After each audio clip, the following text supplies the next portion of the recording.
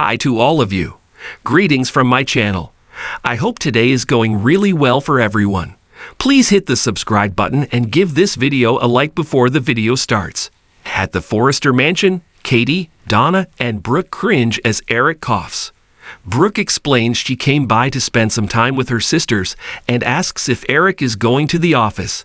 Eric says he is and will talk to Ridge while he's there. Once he's gone, Brooke asks Donna how she's holding up. She's just trying to hold it together and admits that it's been killing her trying to keep this secret. Brooke hedges that Ridge couldn't hold back. He couldn't look his kids in the eyes or hide his feelings. He told Steffi and Thomas the truth about their grandfather. Donna can understand, but warns Brooke that Eric cannot know that they know. Brooke reassures her. Donna feels like she's falling apart. Katie and Brooke console her. Brooke wishes Eric would give up on the need to keep his condition to himself. They could be there for him, but instead they have to perform this charade. Hope knocks and comes in. She has some ideas to run by Eric, but notices Donna's upset and asks what's going on. Donna gives Brooke permission to tell her daughter. Brooke tells Hope that Eric is sick. It's awful, really. He's dying. Eric is dying. In the main office, Ridge, Steffi, and Thomas go over Eric wanting to keep his condition a secret. Carter comes in and asks if Steffi and Thomas know about the fashion challenge that Eric won. Ridge says they know. Carter wants answers. After all the hard work, why did he let his father believe he'd won? Carter asks why Ridge is avoiding his question. Ridge shrugs. I wanted to see him happy. Carter isn't buying it. All along he was keen to win. He sold more, but then told Eric and RG they were the winners. There has to be a reason.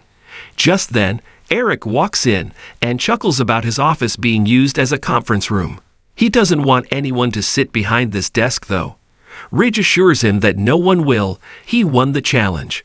Eric appreciates his son bringing out his competitive edge and teases that it was really fun beating him. Eric notices Steffi and Thomas' upset expressions and guesses that their father got to them. Steffi blurts, "Yes, he did. He told us everything." At the Forrester mansion, Hope doesn't understand how Eric can be dying when he seemed more energetic than ever and beat Ridge in the showdown. Brooke explains they were all shocked to find out about his condition. Donna says they started seeing symptoms months ago. RG had to come in and be Eric's hands while designing. Hope realizes that's why this collection was his grand final. Hope tells Donna she's so sorry, and Brooke warns her daughter that Eric doesn't want anyone to know. Hope can't believe they're supposed to pretend like they don't know. Brooke embraces her. In the main office, Eric asks Steffi and Thomas what exactly their father told them. Since they're tongue-tied, Eric chuckles that they must be surprised that he beat their father in the showdown. He asks Carter if he too was surprised.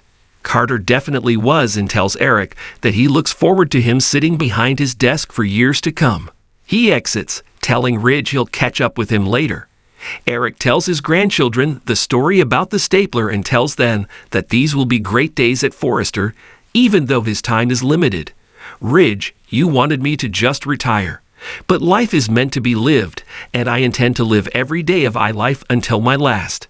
Steffi, Thomas, and Ridge fight tears.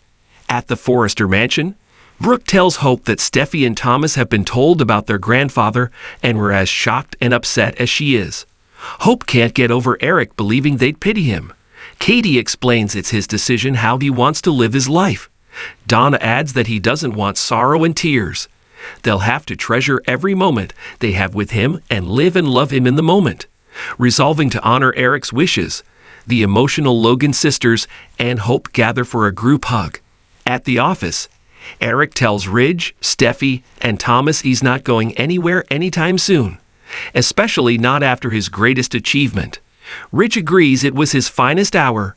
Mine too, because I got to share the stage with you. You inspire me. Thomas tells Eric he inspires him too. He recalls when he was 14 and Eric helped him with an art project for school. Steffi fights not to weep as Thomas tells their grandfather that he taught him, not just as a designer, but as a man. Steffi remembers coming there to see him as a child and watch him creating. Eric swipes at tears as he recalls she loved his jelly beans. Steffi says they've always had a special connection, maybe because she's her grandmother's namesake. Eric says they are two fearless women.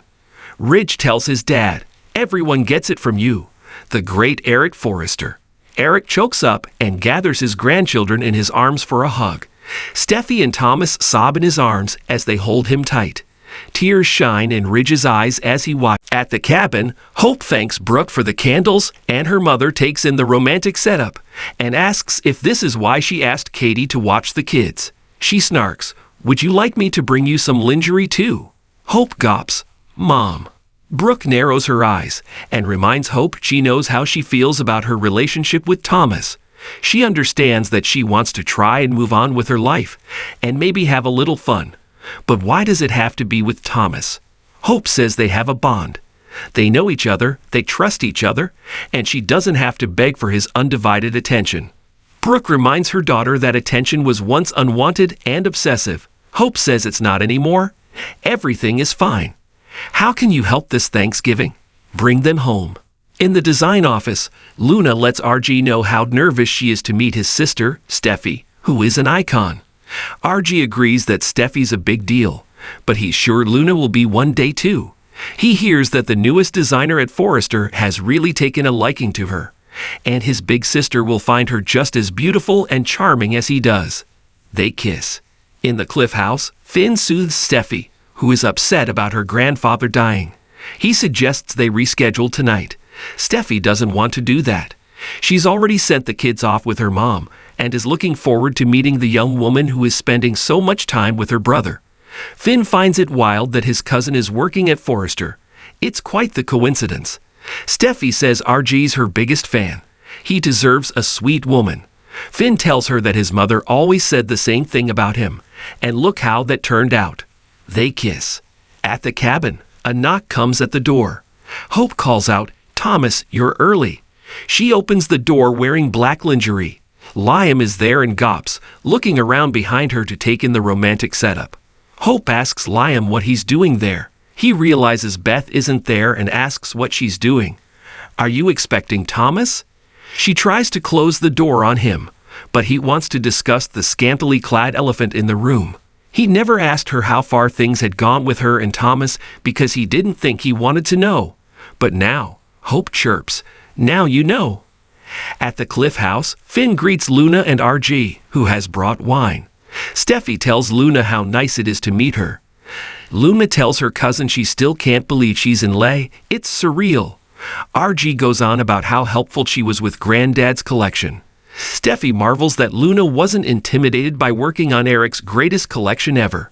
Luna replies that it was fascinating and inspiring how Eric found joy in it despite everything happening with him. Steffi's still trying to process it. The thought of losing him is unthinkable. RG and Luna explain that designing the collection was fun. RG and Luna compliment each other. Steffi thanks Luna for being there for RG and her grandfather. "You allowed them to enjoy their time together, and I couldn't be more grateful."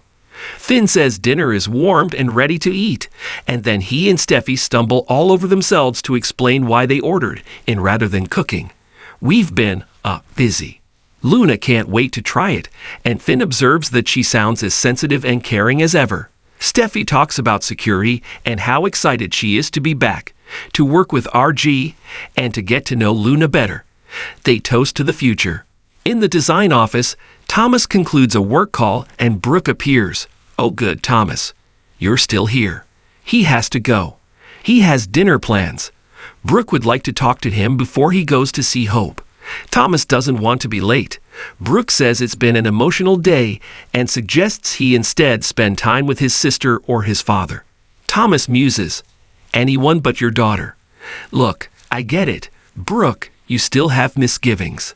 He says he's changed his behavior and she's told him he's seen the change in him. So has his entire family and her daughter, who truly believes in him now. Thomas won't let Brooke's emotions to affect his. Brooke is concerned about him as well. "I don't want you to get hurt in this situation either." Thomas says no one will get hurt, and he and Hope have told her that. Brooke can't understand this given he's surrounded by beautiful women all the time. Thomas says he only wants to be with Hope. Brooke volleys that Hope doesn't feel the same way. She doesn't love you like that, Thomas. Thomas says Hope has been burned and doesn't even believe in love right now. Brooke feels there's no way around their history. Thomas agrees it's complicated, but the moments they've had over the past few months have been incredible. Brooke warns that when Hope finds her way back to herself, he will be cut. In the cabin, Hope doesn't want drama with Liam. She just wants to unwind with Thomas. He scoffs. With Thomas? Are you even hearing yourself? Hope doesn't need his approval. Liam reminds her that if Thomas had his way, they'd still be grieving Beth. He rants at her to imagine life without their daughter, and then tell him how she wants to unwind with Thomas. Hope hollers that Thomas has changed. How have you not seen that? And so have I. Her world got turned upside down when their marriage imploded. For him not to offer her an ounce of understanding. I thought I knew you. Now I see the world in a whole new way, and you of all people don't get to stand there and judge me. Liam is scared for her. Move on if you want, but not with Thomas. Hope scoffs. Oh, you mean a man who prioritizes me, who doesn't have eyes for other women, who loves me. She informs Liam he doesn't get to tell her what to do when he went and ran to Steffi. Liam is sorry he hurt her, but you and I are connected for the rest of our life because of our daughter. He worries for the kids and worries for her. And damned if I don't still love you. Always will.